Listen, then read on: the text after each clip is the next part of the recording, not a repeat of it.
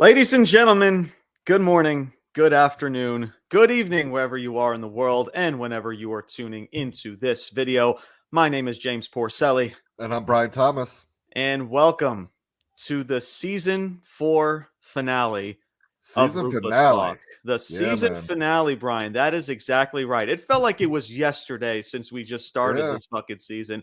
And here we are. WrestleMania is pretty much in the rearview mirror. We had the Raw After WrestleMania review just last episode, and now today is the final pit stop of WrestleMania in its tenure, and that is the SmackDown post WrestleMania. And there's also a lot of juicy, good stuff to talk about here, especially involving the Bloodline. And we're going to get into all of that, and we're going to save that towards the end of this show. But yes, ladies and gentlemen, today is the season finale, 4 seasons of Ruthless Talk, man. Thank you guys so much. It's been a crazy, wild ride. So over the next week, your boys will be taking some time off. And we will be back as of April 25th. That will be our next episode, starting a brand new season. Of course, AEW Dynasty will be, I believe it is, as of right now, April 21st. So once we come back, we'll be talking a little bit about AEW Dynasty. And who knows how things start to evolve with WWE and a lot of interesting parts that WWE has, all the hype and all the build that's from WrestleMania, and hopefully that continues. And we'll see how that involves once we come back. But it has been a crazy WrestleMania week and a half of posting all this content, and this is the final pit stop here in season finale of season 4. But thank you guys who are tuning in, as well as thank you to everybody who has subscribed to our YouTube channel. Of course, we celebrated 100 subscribers on YouTube, and already just within less than 48 hours, we already gained like 25 plus subscribers just from that freaking episode alone. So thank you guys again so much for just, once again, you hit that subscribe button. You're a part of our wrestling community, and we can't thank you enough for being a part of it, and also just viewing our content and everything else as a whole. So thank you guys so much. And with all that ooey gooey stuff out of the way, let's get into this show. So ever since Raw After Mania, Brian, nothing much, at least outside of production and shows and storytelling, nothing much has usually happened. We just said it before we got on here, how usually something happens before or after we usually do these shows, but nothing's happened. So the only main dish that we have for you guys today is going to be SmackDown after WrestleMania. So there's a lot of stuff to go over. Like I said, the Bloodline, but we're going to save that for later on. But let's start right from the jump with the show, as we start off with Cody Rhodes, your new undisputed WWE champion. And he starts off by mentioning The Rock and quoting his wife, saying, "Who the hell told you tonight was open mic night, bitch?" That's right. That is exactly right. Freaking, that's exactly what Cody Rhodes said to The Rock. Who the hell told you tonight was open mic night, bitch? I thought that was freaking hilarious. Shout out to Brandy Rhodes. That was really funny.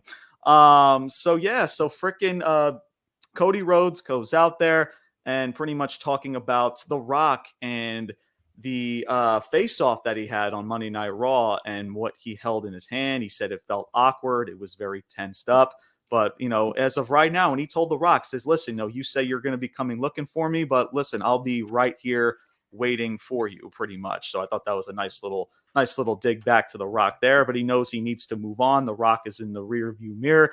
And now he talks about new challengers, the new step for Cody Rhodes, and he talks about new challengers up approaching, which is going to be this new mini tournament, I guess you want to call it, as there were 2 triple threat matches on the show to determine Cody Rhodes' new challenger for WrestleMania Backlash, which is going to be on May 4th.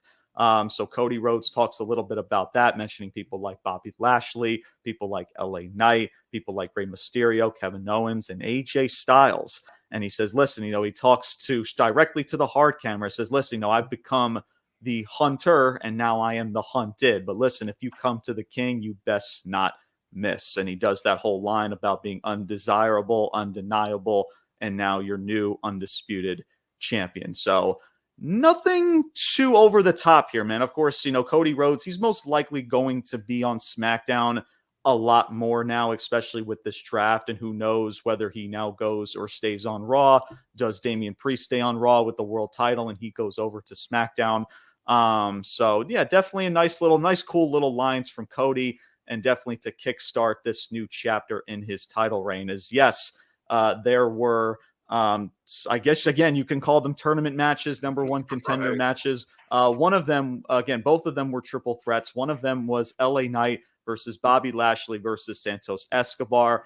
And LA Knight wins that match. Of course, there was a lot of chaotic stuff happening in that match. You had the Street Profits, you had the ladies, freaking B-Fab, and Elektra Lopez coming into that match. And of course, LA Knight wins. So you had a feeling, Brian, once LA Knight got the job done in that match, you kind of knew what the result was going to be in this second triple threat, which was AJ Styles, Kevin Owens, as well as Rey Mysterio.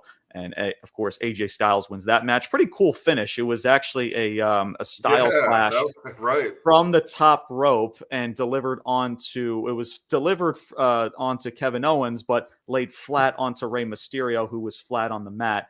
And yeah, he pins, I believe it was Rey Mysterio, if I'm not mistaken, in this match, as AJ Styles picks up the W. Face off to end the show, as you're going to get AJ Styles versus LA Knight. Winner is now the new challenger for Cody Rhodes' undisputed WWE Championship. Before I get to you, Brian, because I know I've done a lot of talking already to start the show, I've said it once, I've said it before, and I'm going to say it again. Listen, I don't mind these little mini tournaments that you want to throw at us every now and then, but to do this all the time, it just kind of just ruins the mystique, and it just becomes, dare I say, redundant, especially the people who are involved in these matches. For example, a guy like Kevin Owens. Love Kevin Owens. He's great. He's one of the fan favorites. Kevin Owens is freaking fantastic. But the guy was freaking pinned for the United States Championship match against Logan Paul just at night 2 of WrestleMania. And now he's granted a freaking WWE Championship opportunity. And you can make the case for Orton because Orton was in that match. So why wouldn't Orton be involved, right? People like Santos Escobar, right? Even people like Bobby Lashley, to where, yeah, he won his match, but it's the guy, there hasn't really been a big connection. He's kind of been on and off with this whole Final Testament stuff. The only two people that truly kind of make sense is LA Knight, and I guess you can also say AJ Styles to a degree. So that aspect is just weird, and I just wish that we could have just right from the jump, man. Cody Rhodes is out there. Whoever this next challenger is, man, just right out of the gate, just get it kickstarted instead of dragging this out and just filling up the show with this triple threat type of number one contendership. I just, it's just filler. It's just filler, and it's just not as exciting because you just see it all the freaking time. Kind of what you saw with Shinsuke just a couple months ago, right? To kind of kickstart Cody Rhodes' new feud after he was kind of done with that whole Judgment Day angle. We talked about how redundant that was. And that was kind of, at least for a week or two, it was somewhat refreshing, seeing Shinsuke in that new light. It's unfortunate what Shinsuke is doing now. It's just, I don't know what the fuck we're doing with Shinsuke. But it kickstarted right away. Like, okay, freaking Shinsuke and Cody, this is the new feud. And then bam, like, let's kick things into high gear, right? And I wish we could just do something like that. Like, right from the jump, you want to get people hooked. But now you got to drag this little mini tournament out. It's just like, okay, we could just be doing better, is all I'm saying. But Brian, like I said, I've done enough talking to start this show, man. Your thoughts on Cody Rhodes' promo and these two triple threat matches on SmackDown from last night? I thought it was a pretty good opening, with Rhodes mentioning all these new challengers.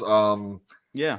I can't, until the draft happens, really, I can't put a lot of stock. And this is kind of always, that 2-3 week period in between Mania and when they do the draft is always just I can't put too much stock in it because half these people are going to be changing brands here in 2 weeks. So none of these things, these feuds or whatever, some of them are just going to disappear just like that, Yeah.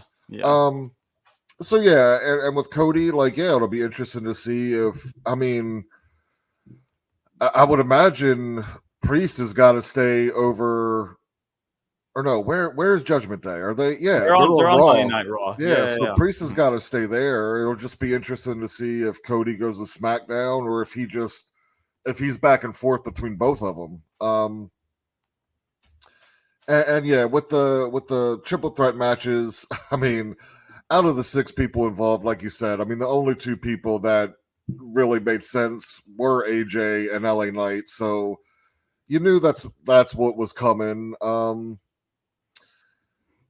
Man, I would have to say, I mean, I think LA is going to win that match. And really, again, with the draft coming up, I think this will kind of be the blow off to that feud. And these guys, LA Knight and AJ Styles, are going to be split on different brands, I think. So it'll kind of be wrapping that up. And then, or then again, I don't know, man, because if you want to, because Rhodes is holding, no, actually, you know what? Styles might win this. Because Rhodes is holding on to this title for a while. Yeah.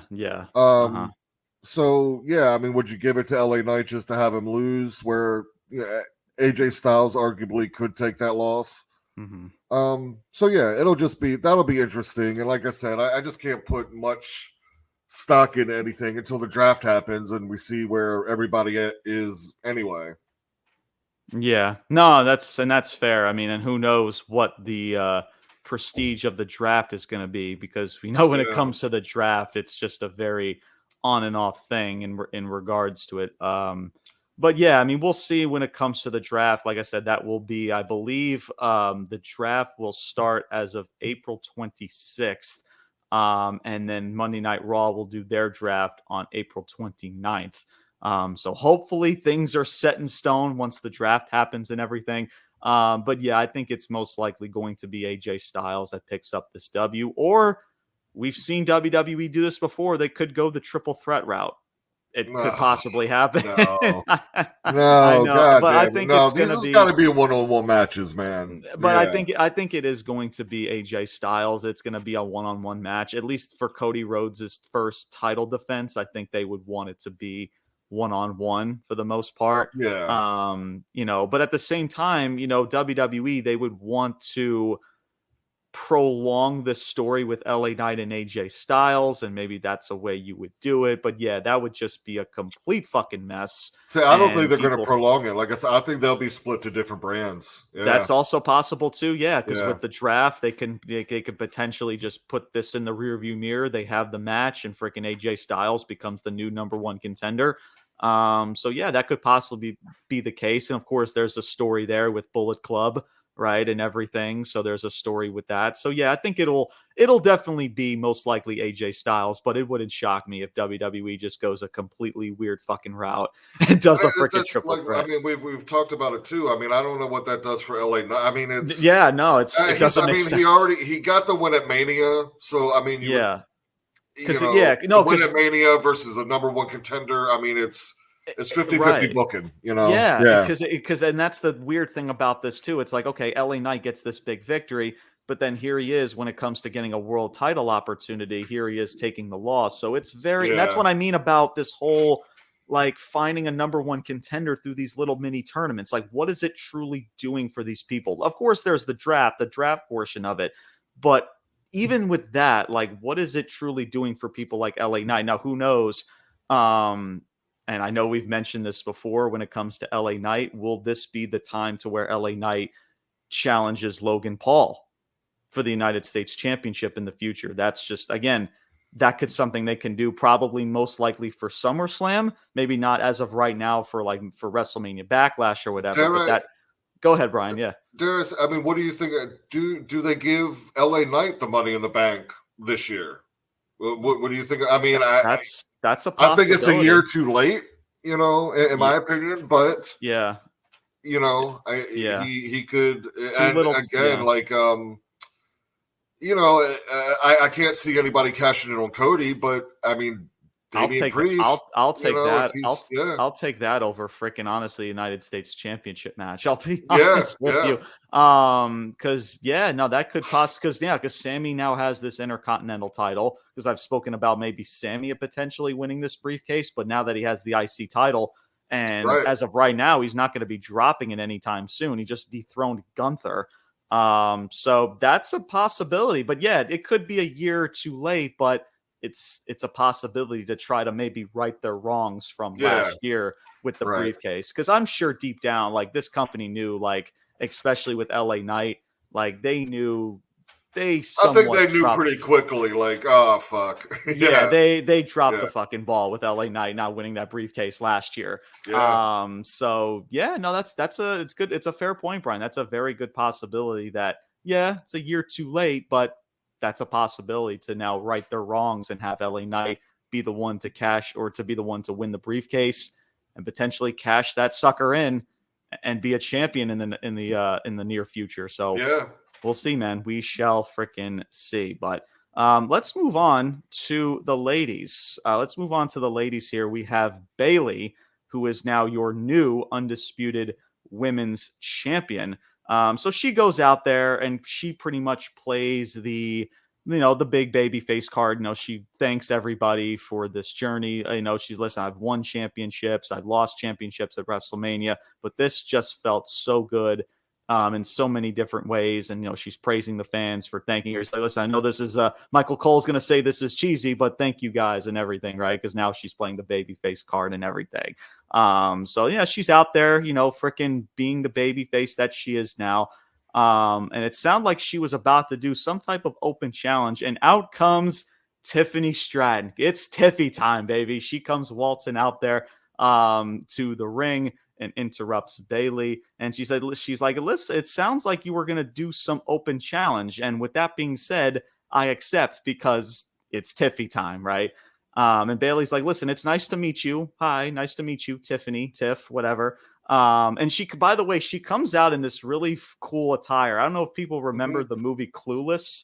I'm forgetting the character's name. I believe it was like Alicia Silverstone or something. I think Silverstone, I think, is the actor's name, playing that type of. So I thought that was a nice cool little ring gear touch there with Tiffany Stratton. Again, she's just doing her. I just love, again, I know I'm backtracking here, but just the reason why I'm so high on this girl, Tiffany Stratton, man, it's listen, I know I guess you could say I'm starting to become a fan of her, but it's just the little things in her character to like, as a heel, it's just like the way she talks and the way that she like portrays herself. Like you want to like legit freaking hate her because of how she's portrayed. You know what I'm saying?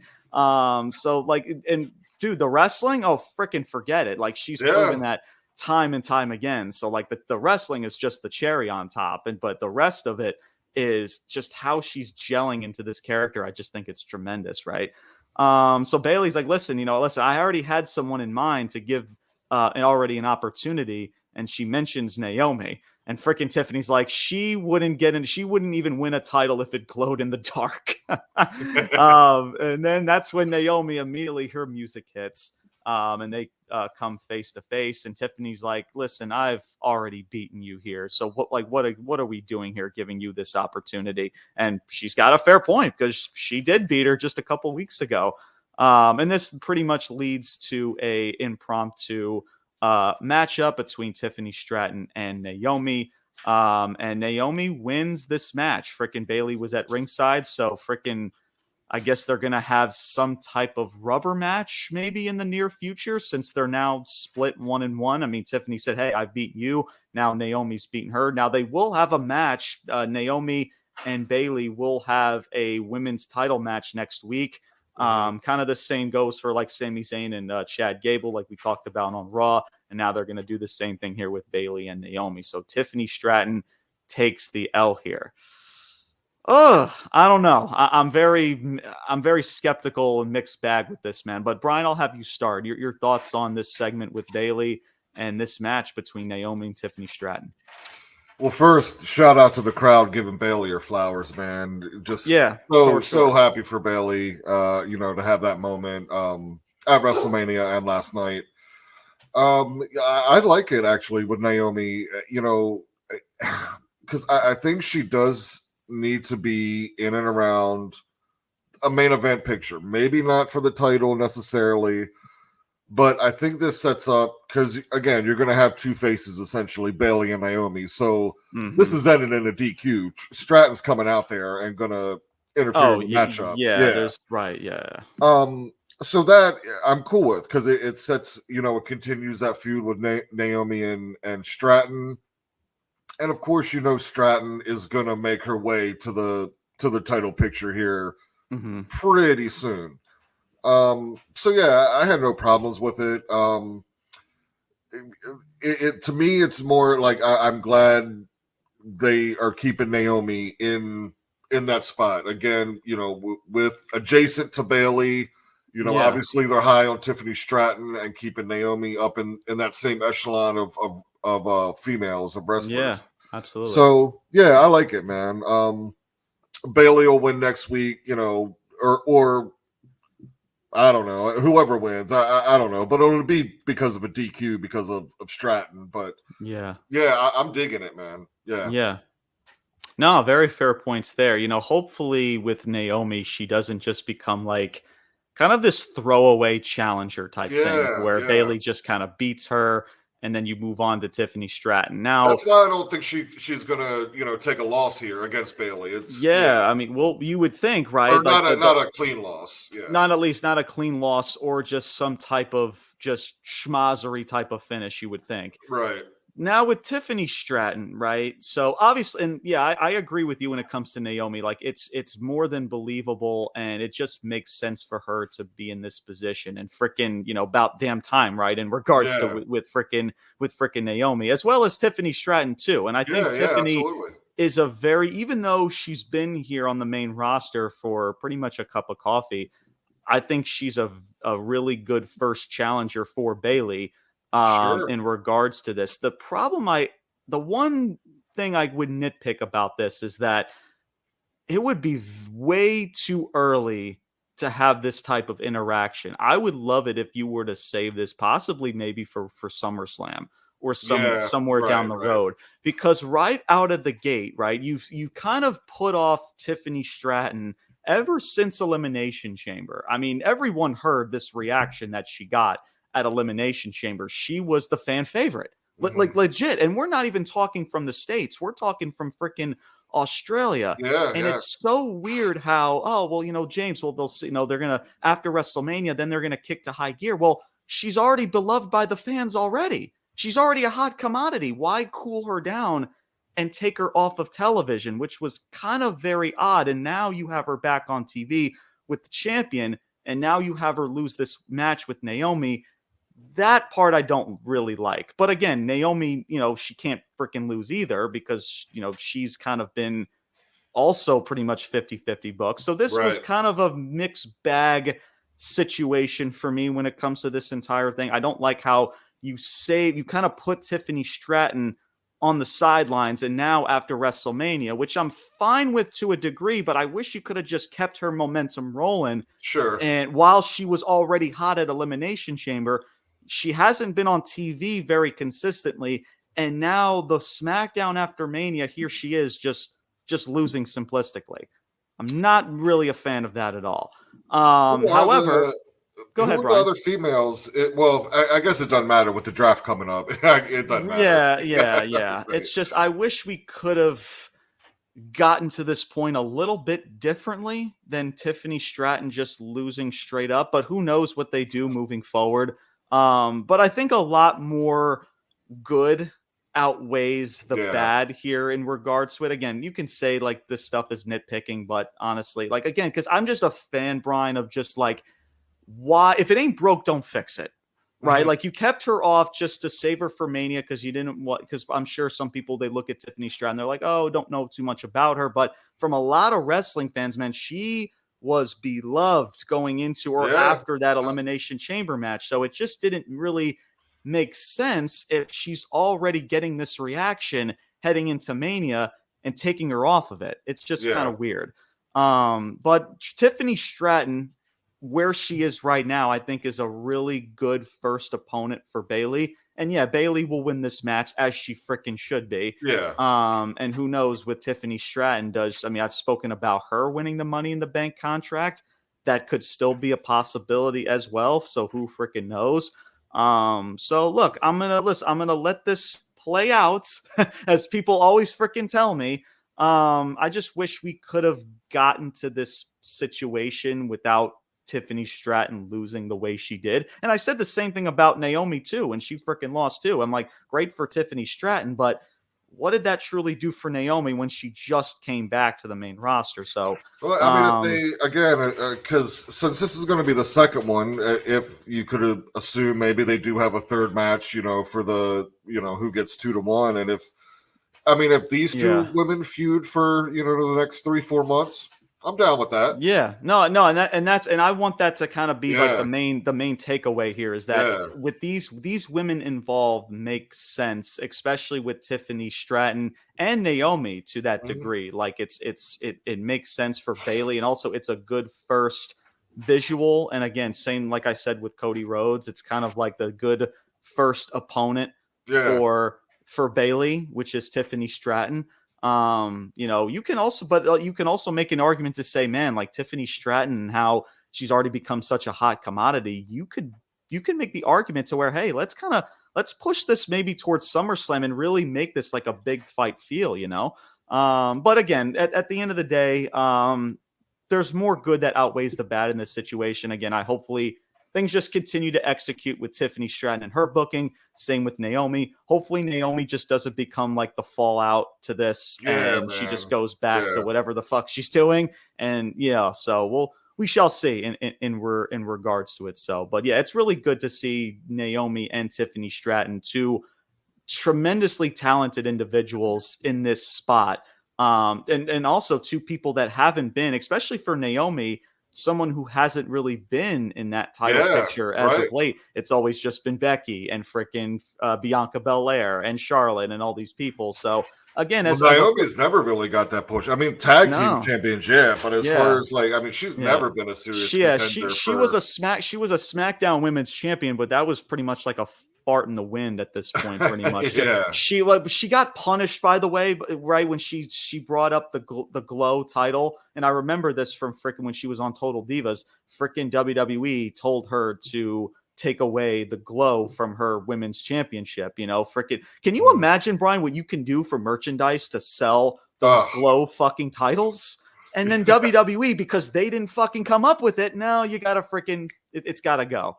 I remember that shit years ago, and that still kind of aggravates me, man. But it's very refreshing for people like Tiffany and Naomi to be in this position, and hopefully it's properly executed. And of course, at the end of the day, Bayley will most likely walk out of WrestleMania Backlash, as I'm sure that's what it's being called, or Backlash in France is what it is. She's going to hold on to that championship again, as she should.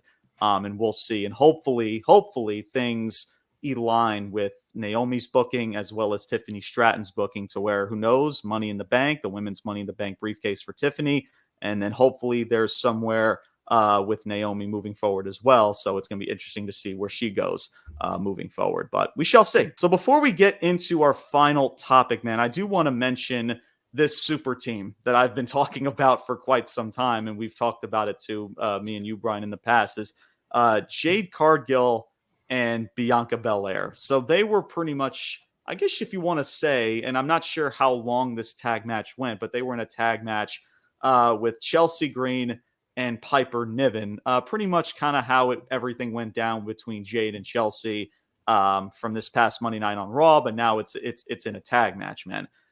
Brian, you've mentioned this before, man. Like, when I look at Jade and Bianca in a fucking team, I'm like, who in the fuck is going to beat these two fucking women? I mean, you want to talk about two women straight out of a freaking comic book, like just freaking, like seriously, like who beats this freaking team? Like realistically, like if you match up anybody, and Brian, you said it about like Damage Control and how, we like Asuka and people like Kairi Sane, but like, you have these small statured females going up against these behemoths, like these super freaking women, Yeah. right? These Wonder Women here.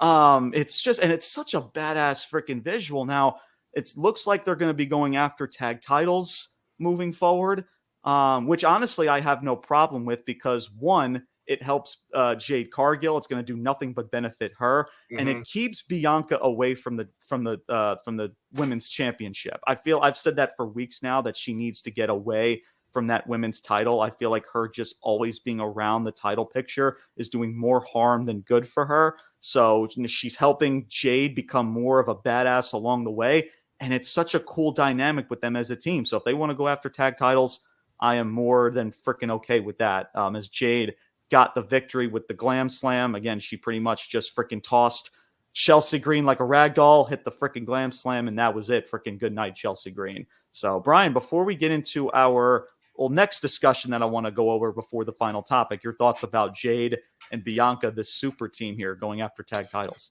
Yeah, I love this pairing together, man. I mean, like you said, not only does it, and not that I don't want to see Bianca, in that title picture, but she's been there for a while, and it just kind of stale, right? Yeah, we've talked about her possibly, turning heel somewhere in the future. So I think this for Bianca and Jade, I think this could obviously potentially set up perfectly to where you make them tag champs for a while, a few months, whatever. I don't know how long it's going to last, but yeah, they're a dominant tag team. And then when it comes time, because these are both individual stars that can and will be winning, world titles in the future, you make this Jade's first singles feud. They break up, and Jade and Bianca, yeah, that'll be kind of their next single feud, and that's going to be money as well. Absolutely. So yeah, man, I love it, dude. For now, again, as long as while this is going on, while they are a tag team, you do have to have somebody that can at least somewhat pose a challenge to them to keep, like, it can't just be squash match after squash match. Like, oh yeah, and I don't know who that is. I don't know if that's like a Starks and Baszler, or I don't know who that is, but there has to be another tag team that is somewhat formidable to challenge them over the next few months. But yeah, for right now, that tag is awesome. And when they break up and go after each other, that's going to be awesome too. That's gonna be, yeah, no, for sure. I mean, that was the first thing we mentioned, especially when Jade made her big debut in the Royal Rumble, and you saw that face off between her and Bianca. Like, we all knew, like, this not only is it going to happen, but it just needs to happen. Oh, right, for sure. Those two colliding. Yep. So, but for now, man, the more you want to protect Jade Cargill being in this tag team with Bianca, again, it gets Bianca away from the women's title, and it does nothing but benefit Jade because she's being protected and looking more like a larger than life figure, as well as this tag team just looks badass as it is. Yeah. No fucking issues with it at all in regards to it. So, but yeah, we'll see where that goes, man. Again, all freaking Jade needs to do, man, she can just do that pump freaking boot to the face and that freaking Glam Slam, maybe some clotheslines or whatever. That's all she fucking needs to do right now.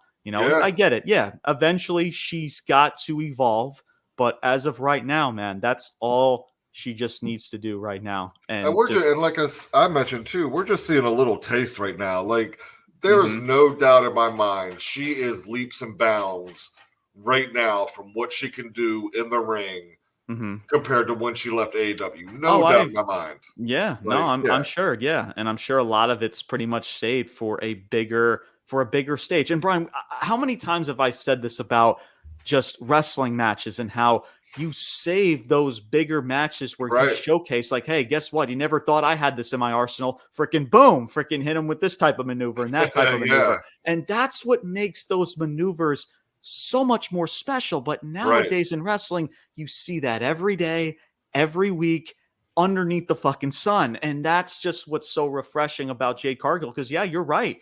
She could possibly, whether it's in her next big pay-per-view that she's going to be doing with, whether it is a tag with Bianca or whether it is as a singles competitor, she might have another arsenal up her sleeve or two that a lot of fans maybe don't know about. Oh yeah. And it could definitely be special ever since, now of how she's possibly improved since she was in AEW versus now that she's in WWE. So, but yeah, definitely don't mind this pairing at all. It's already It's already a badass visual as it is. So it's going to be.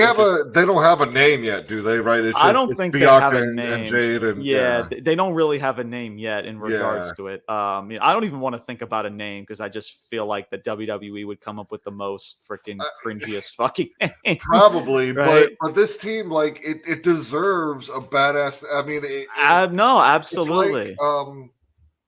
I don't know if you could quite make, especially because this tag team is legendary, but like. They have that. You look at these two women, and just the visual of them together is very. It's Road Warriors. It's Demolition. It's not that you need them in spikes and whatever, but it's like these people are here to kick your ass. And you got no chance, Right, yeah. It's just like they just came out of the gym, right? Like the hard work is done in the gym, and like the post workout is this fucking match, right? Right. It's just they need to come up with a badass name for. Yeah, for I'm sure it would have to do with something like EST and Storm, right? Because Jade Cargill's shtick is like, oh, the Storm is arrived, or the Storm is. So it'd have to do something with like that EST and like the Storm or whatever, something I guess along those lines. We'll see.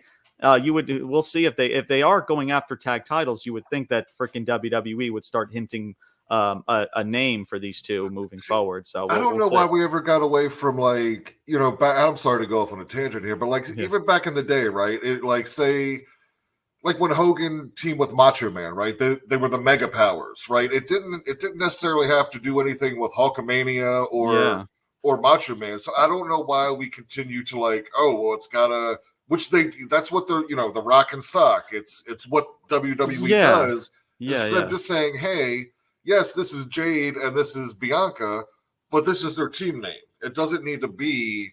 Yeah. You know what I'm saying? No, I completely agree. That's probably what WWE is going to do. I just see something like that's what WWE would try to tie in. It's the stormiest. Right.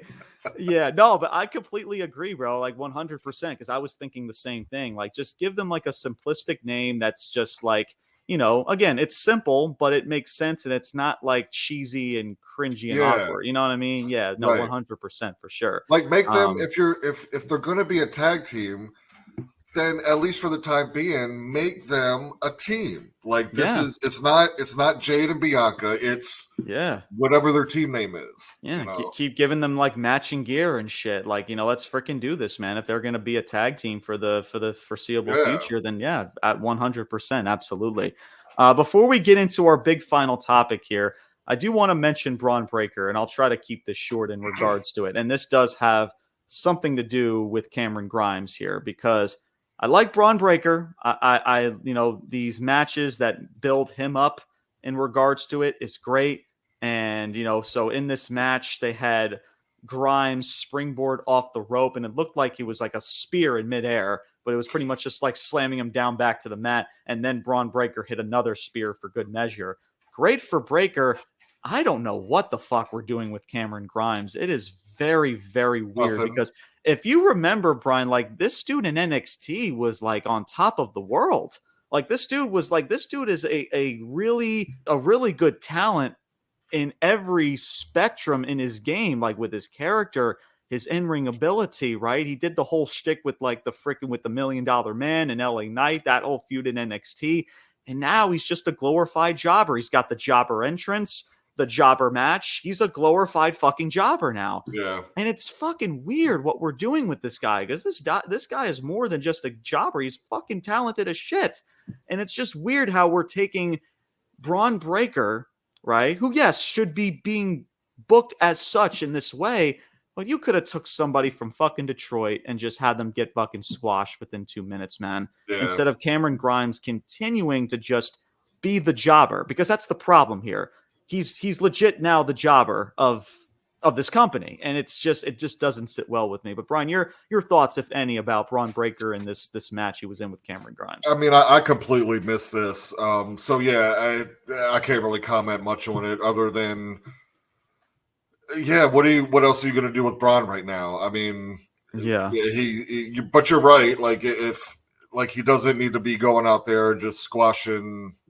Either put him in a legit match, or if it's just a squash match, then just get a legit jobber. Just get a legit jobber from Detroit. It would have it would have been 10 times more effective than you throwing one of your actual talents out there. That's Cameron Grimes. And I've even made this comparison too, right? And I'll finish it off with this. I spoke about Chelsea Green and the match that she had with Jade Cargill. That was also pretty much a squash match. But the difference is, though, Brian, is that with Chelsea Green and her character, right? Her character is not meant to be portrayed as a serious in-ring competitor. It's supposed to be this comedic, joking shtick character that gets run over every time. And she plays it very well. Mm-hmm. That's to a degree, that's fine and that's A-okay because she can gel in it well and it can elevate her character. But with Cameron Grimes, he's supposed to be this more serious in-ring performer, and he's getting jobbed out by another top star.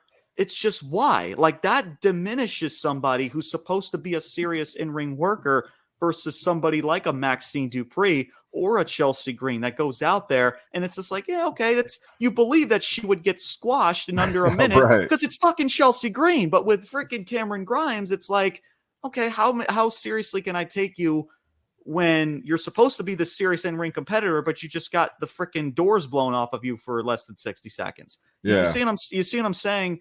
So that whole spiel, I just don't get it. It's just placing people in the wrong situation a lot of the time. Right. And a lot of it is with Cameron Grimes. So I don't know, man, but good for Braun Breaker. It's just like, WWE, like, bring back jobber matches. Like, what the fuck is the harm of calling up a local jobber to get a quick payday and get jobbed out to freaking Braun Breaker and make that freaking beautiful? Just get your couple guys that are your Barry Horowitz, your Brooklyn Brawler from back in the day, and that's what they are. Like, right, yeah. Like, freaking throw 3 of those motherfuckers in there. I don't give a shit, man. Yeah. I'll elevate Braun Breaker, and you're not doing any harm to any of these other talents, man. It's just...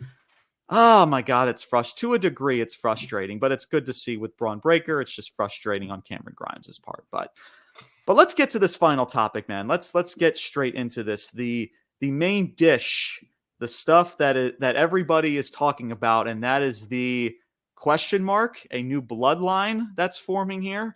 But Solo Sikoa, Jimmy Uso, and Paul Heyman, they all enter the ring. Before this segment started, you had all of them backstage, and they're approaching their locker room.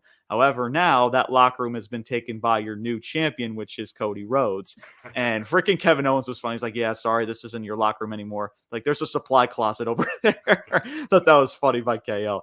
And then Solo's like, listen, I'll handle him or whatever. Like, and then Paul's like, listen, there's consequences for losing, right? Wins and losses matter. We lost at WrestleMania. We gotta, pay the price for it. And the only way we get our locker room back is if we win back this championship, right? And that's when we go back to the ring. Paul Heyman's cutting the promo, pretty much painting the picture of what happened at WrestleMania 40 and how everything transpired with Cody and Roman Reigns. And, Paul Heyman's, he's about to get amplified. He said, listen, your tribal chief, he's like a phoenix, is going to rise from the ashes and come back and win that championship. And all of a sudden, Solo just turns to him menacingly and just kind of stops him in his tracks. And he says, listen, wins and losses matter, right?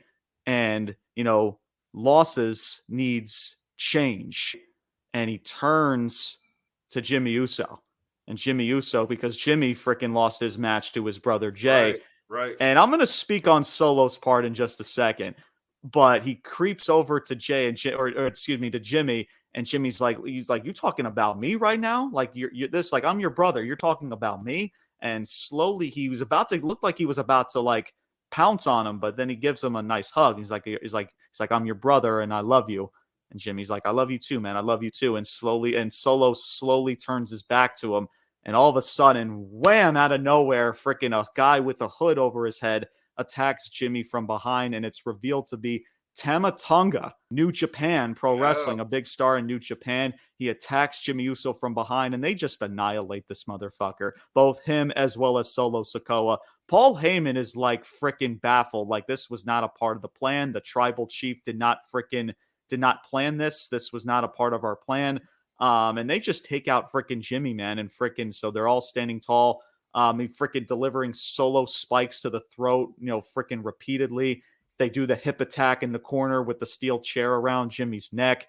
And then Paul's about to call Roman Reigns. Freaking Solo snatches the phone out of Paul Heyman's hand. He throws it to the ground, stomps on it. And freaking again, Paul Heyman is like scared, like he's seen a ghost or whatever. Paul Heyman was great in this segment as well, just how he's selling this and how freaking intimidated he was. And Solo, Tama Tonga, and Paul Heyman, they walk up the rampway. And that is your segment, man. This was towards the end of the first hour of SmackDown from last night. Brian, man, before I get to your thoughts, I want to say this, man. Look, as great as this was, right? And you had a feeling that with this Bloodline story going on, you knew that this was going to evolve. And Brian, you said it with new members. And don't be shocked if there could be another member as of Jacob Fatu. It's coming, right? I think we all can kind of paint the picture and see that shtick is coming, that Jacob Fatu could also be added into this, right?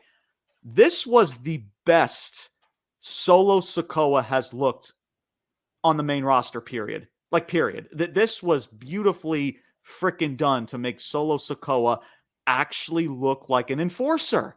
Actually look like a muscle of the Bloodline. What a crazy concept is that? Because, Brian, I find it so funny how, and we've talked about Solo Sikoa's losing streak. I call him now, he's now Mr. 0-39 as of right now after the DQ that he took to Jey Uso in a dark match after SmackDown went off the air. And it's funny how Solo is emphasizing wins and losses and kicking people out the group when he's the one also been the fall guy and losing fucking matches. That portion of it is kind of weird. And that's why, Brian, I've been so harsh about this whole losing streak. Is just that, perception matters a lot in how you book these people about Solo. Not saying that Solo needs to win every single match, but for him, ever since the Cena match, he's lost time after time again. And yes, of course, we're talking about dark matches and live events, but still all of that matters because you're still performing in front of a live audience, right? And believability freaking matters with Solo. However, hopefully this is now the start of where now we go into a 180 and now you book Solo like a fucking beast in this new Bloodline faction with him as of right now at the helm. But Brian, I don't really think it's Solo calling the shots. I think it's the final boss, The Rock. You see where I'm going with this, man? Because, and who knows, Solo could be calling the shots, man, and I think this is how you're going to get Rock versus Roman in the future, probably for WrestleMania, is now The Rock. Because remember, The Rock he spoke to Cody and emphasized about, hey, even though you won the title, you finished your story, I pinned you in the middle of the ring. Roman Reigns didn't get the job done, and Solo kept emphasizing wins and losses matter. And now there's consequences, and those losses need change. I don't know, man. That's just something that WWE could possibly head in that direction to where The Rock is most likely behind all of this to give directions to Solo, to take out Jimmy, and to most likely take out Roman, because clearly Roman Reigns is not a part of this because of Paul Heyman's face and him calling Roman Reigns. It's pretty evident that you're going to see Roman Reigns as a babyface, most likely teaming up with his cousins, the Usos, and taking on people like Jacob Fatu, because we know it's coming with Jacob Fatu, because as of right now, he's signed a contract with WWE. And we know eventually this dude is most likely going to debut or make his WWE debut in the near future. You got Tama Tonga, and now you got Solo. With all those three, Brian, you mentioned about War Games. You can do something with War Games in the near future with all these people involved. A lot of different directions you can go with this, man. But at the end of the day, this was beautifully done I loved how this made Solo look like an actual beast and made this dude his own person, his own man, his own freaking person, instead of just being the fall guy all the time. I mean, this was the best he's looked since the Cena match, and it was so damn good and so refreshing to see. And time will only tell, man. Is The Rock involved? Is this all Solo? Is Solo the new tribal chief? Or is The Rock behind all of this? Time will only tell. But Brian, your thoughts, man, about this whole situation with the Bloodline, a new Bloodline, man. Your thoughts? Man, I am absolutely ecstatic about this, dude. Like, this, like, no joke. In my, however long I live, this whole Bloodline story is going to be the greatest story I've ever seen in wrestling from start to finish. Look, if for anybody out there who's seen what was it, the biography on Roman Reigns, if you haven't, go check that out. It was very excellent. Good. Yeah, so good. And where he talks about, that again, while this is wrestling and scripted and whatever, this is very much a family business for them, and it is very much important to them as a group, as a family, to elevate them and the business, so by the time this is all said and done, like, the only questions really I have are how it all shakes out, who's with who, because I'm telling you, man, you're getting The Rock, Roman, Solo, Jimmy J, Tonga now, Fatu, Rikishi's definitely coming back at some point. And dare I say, depending on how long this goes, if it's like a Tamina and a Nia Jax and a Naomi get involved, like it's going to be that big, I think. Yeah. And it's really, I guess it just comes down to a matter of how long they want to, let this breathe and play out. Like, do you want to do it at this Survivor Series going into next Mania? But yeah, I'm just loving everything. I mean, this obviously sets up where Jimmy's going to be off TV for a while. He took that loss to Jay. They're getting back together, man. Like, they are. Yeah. And so right now, my only question is, you're right. You brought up a great point. If this is coming from The Rock, because I didn't even think about that at first. My initial thing was, okay, it's, Roman is gone now. So for right now, it's going to be Solo and Tonga. Yeah. When Roman comes back, he's going to be with them too. And then you got Jimmy J reuniting with Jacob. But like you said, there's so many, moving parts that fits too. Like, even you keep those people the way they are and just put Roman over with Jimmy and Jay, The Rock with Solo and Tonga. It just, there's a lot of questions, but it's so good, man. And I honestly, it's almost to the point where, like, I don't even care who's with who, it's because it's gonna be fucking awesome. Yeah. And yeah, that's how I see this playing out, is whether it's this year Survivor Series going into next year's Mania, or next year's Survivor Series, where you have a War Games match between the Bloodline, and then you get a Mania match between Rock and Roman. That's how this ends, man. It's got to.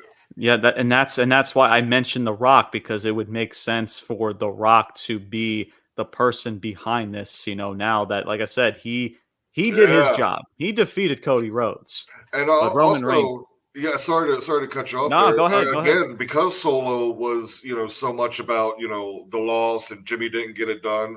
Yeah, neither did Roman. So what's he going to do when Roman comes back? Because why would Solo all of a sudden, after doing nothing but be the fall guy for months on end, talking about wins and losses? It just sounds weird, right? Like, it just doesn't fit somebody like Solo to say that in that moment when you were the fall guy with Cody, you were the fall guy to LA Knight, to Seth Rollins, to all of these people. Yeah. So that part of the shtick just doesn't make sense. But I do love how this made Solo look. Of course, there was a backstage segment to where Paul Heyman was checking up on Jimmy Uso, and Caleb Braxton's trying to get answers. Tama Tonga comes up to him. Freaking Paul Heyman's like scared and freaking so timid and everything. And Tonga says, and I quote, "by orders of the tribal chief." And then Solo walks up and he lifts up his thumb and kind of gives him like a smirk and then freaking walks off.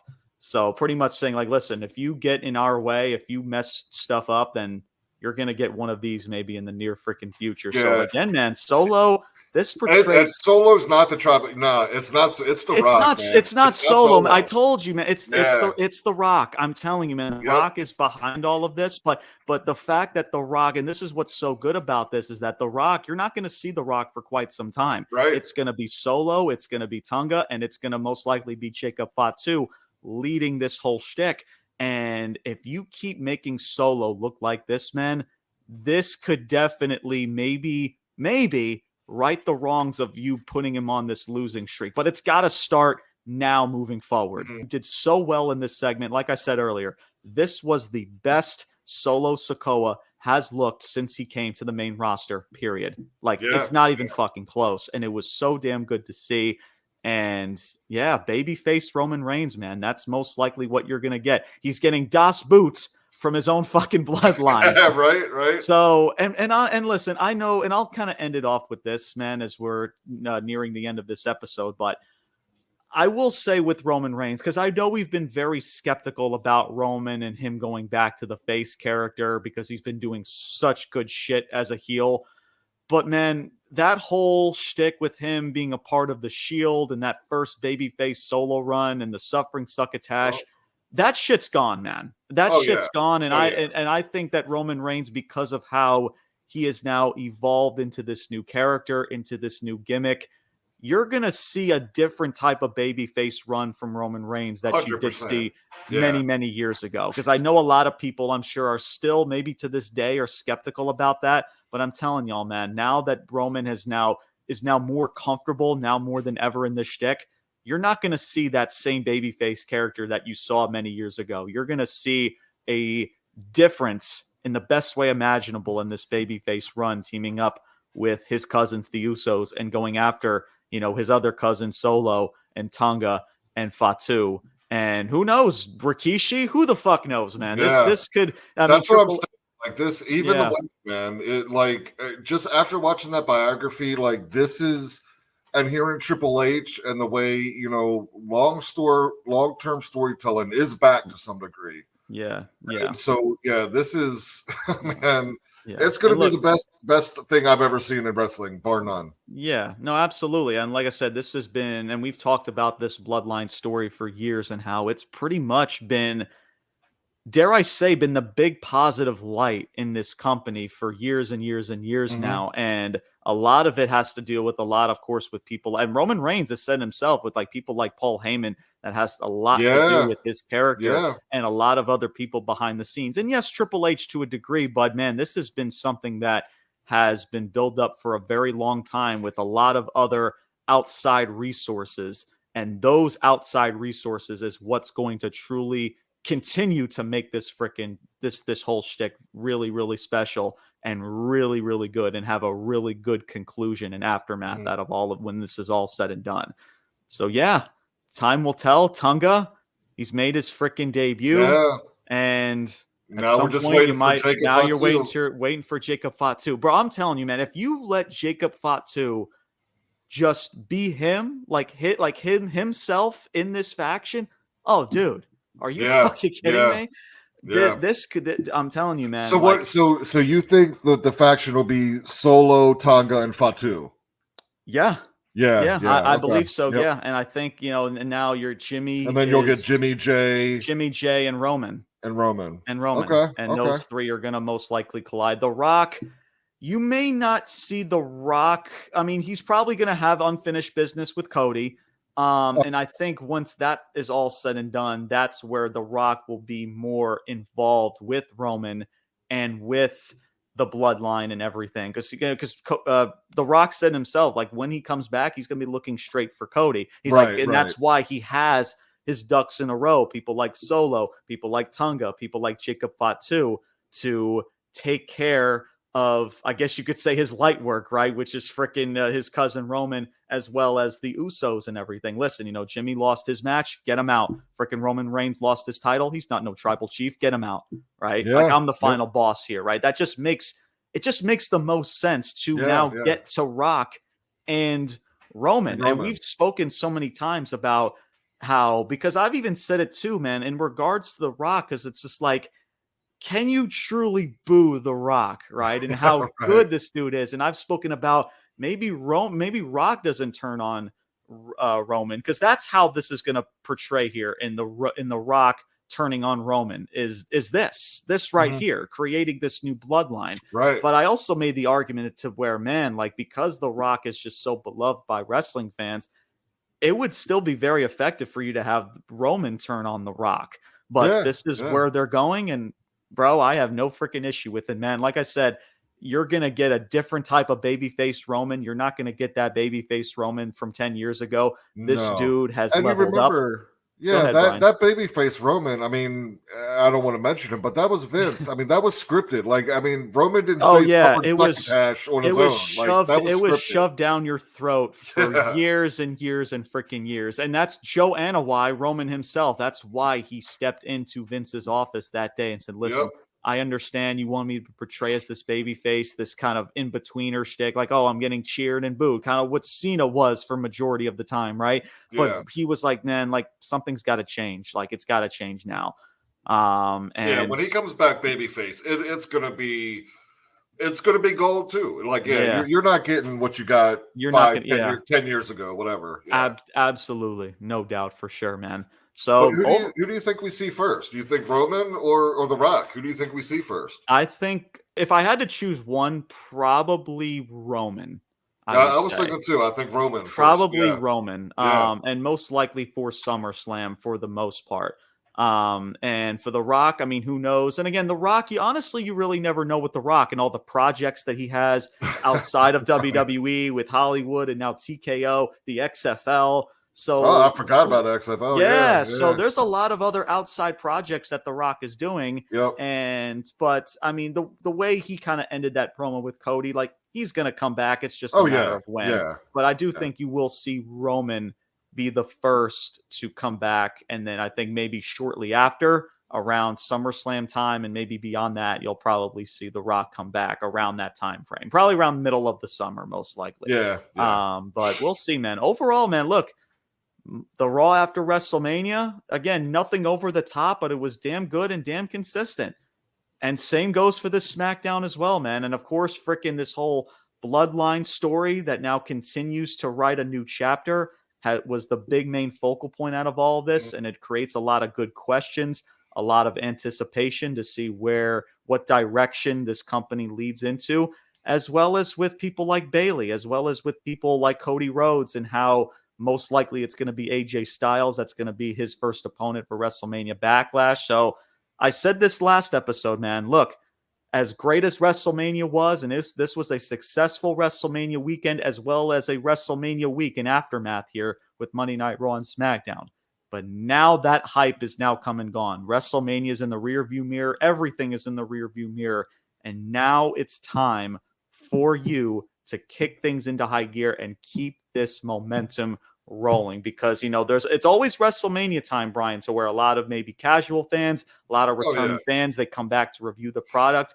Give them a reason to stick around for WrestleMania Backlash, for Money in the Bank, for SummerSlam and beyond, because this type of intrigue and investment is something not just from the Bloodline, right? The Bloodline is the whole story and shtick is going to do its thing, but everything else in this company should have the exact same type of anticipation and captivation, man, right? Don't just rely on just WrestleMania for all these fans to come back and doing all this stuff, man. No, keep this going. You got too much good momentum right now, a lot of good stuff, a lot of good avenues for this company to go to. And it's just all about execution, man, at the end of the day. Brian, your final thoughts, man. Just so, like I've said previously, so happy where the company's at right now. The Bloodline thing, man, is just, it's off the charts. It's so good, man. It's so good.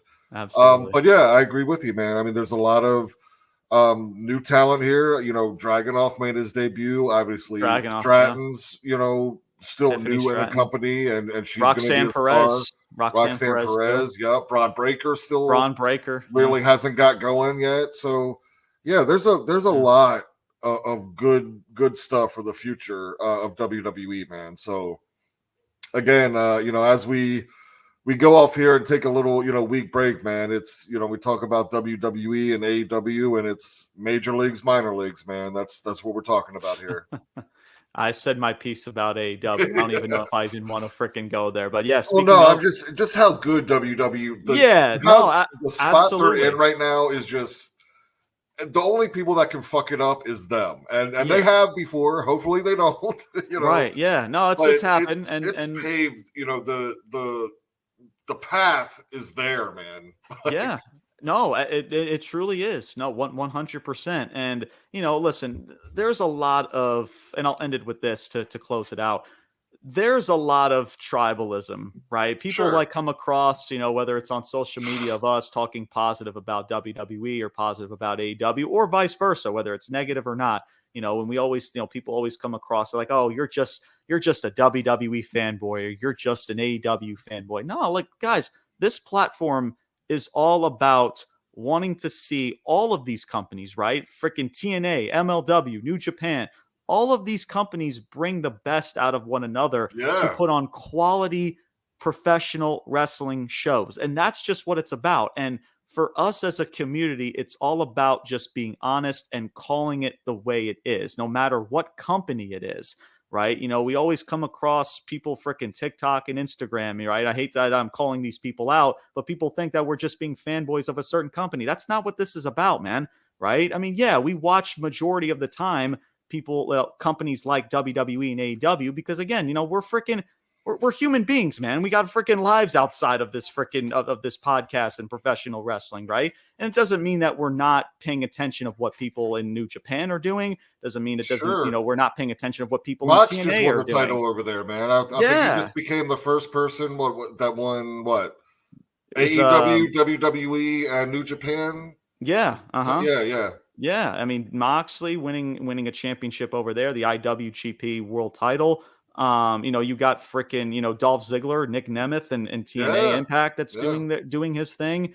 So yeah, man, listen, we're paying attention to it, but don't get it twisted, man. Like this platform is more than just having a certain bias within a certain company, right? We're all about just calling it the way it is. And yeah, we enjoy it. Just because we bash something doesn't mean we're not enjoying wrestling. Like, we're wrestling fans, right? I enjoy a walk outside or going to the gym, but I also want to be captivated by what I'm watching, man. And I'm captivated by what's right now going on with the Bloodline and what could possibly happen with The Rock and Cody Rhodes in the future, right? Mm-hmm. So there's a lot of stuff, man. But it's those things that it is what's captivating us is going to help the business. And the more it helps the business, the more it helps us. But thank you guys so much for tuning in to the season 4 finale of Ruthless Talk. Yes, your boys are going to be on a little bit of a hiatus, but it's been well deserved. It's going to be a decent time away from not thinking about editing or doing any of that shit. But we will be active on social media, on Instagram and TikTok. You guys see the banner down below. Follow us on Instagram and TikTok. That is Ruthless_Talk. We are very close. I want to say about 30 some odd followers away from 1,600 followers on TikTok. So make sure you guys spread the word and follow us on TikTok. We create a lot of great content for you guys over there, as well as on Instagram, same as TikTok, Ruthless_Talk. And of course, can't forget our beloved Facebook page, our beloved members on our Facebook page. Make sure you guys join our Facebook page over there, same as the podcast, which is Ruthless Talk. And again, thank you guys for now. I'm pretty sure as of this moment, we are now at 125 subscribers on YouTube. Thank you guys so much for subscribing, for liking, for commenting, whether it's good or bad, whether you want to bash us. Hey, we still love y'all. We still love y'all. We'll give that love right back at you. But thank you guys so much for tuning in. Crazy how it's already been 4 seasons. Once again, we've met so many great people along the way, made amazing content, talked about a lot of great stuff, a lot of juicy stuff, a lot of captivating stuff with WrestleMania. And who knows with this Bloodline story. When we come back, I'm sure there's going to be a lot more stuff to talk about. Of course, with AEW Dynasty, there's going to be some stuff to talk about after that pay-per-view on April 21st when we come back on April 25th. So time will tell, man. But stay tuned for Season 5 and more professional wrestling chaos to come. Brian, your final thoughts before we end the show. Thank everybody for subscribing, listening, tuning in. Keep spreading the word. Acknowledge us. Acknowledge us, baby. We're the best in this fucking community. And don't you ever forget it. That is going to do it for today's episode, everybody. My name is James Porcelli. I'm Brian Thomas.